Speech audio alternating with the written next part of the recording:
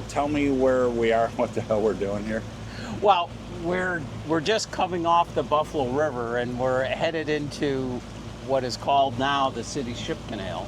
It was dug privately. Oh, so that's the City Ship Canal. This is the And City then Ship that's Canal. the Buffalo River. Yeah. Okay. And over to my left would be the Buffalo River. And actually what we're seeing now is a widening of the river, because there used to be small islands, between the City Ship Canal, right? Many different islands, and each of these islands had a grain elevator on them, and they were only accessible by water. There were no bridges.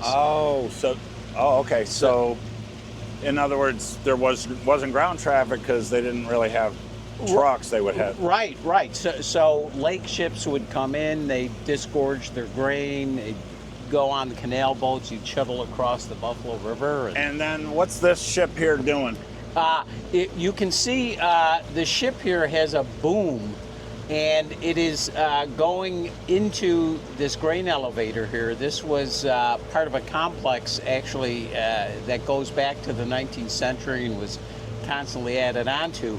But now ships, they're all self-unloading, and they're vacuum systems going into the elevator. So Buffalo was the first and the last place where you had professional grain scoopers who would get into the holds of the ships and scoop grain toward the marine legs, which the marine which the marine leg is that tall tower. Right. Yeah. And that began to be phased out internationally in the 1960s, and Buffalo's Scoopers Union held on as long as it could, but now all grain in Buffalo is also loaded and offloaded by vacuum. I was surprised what Brian told me yesterday is that there's a lot more shipping traffic here than I think people realize, Now let's go look at this tiny boat.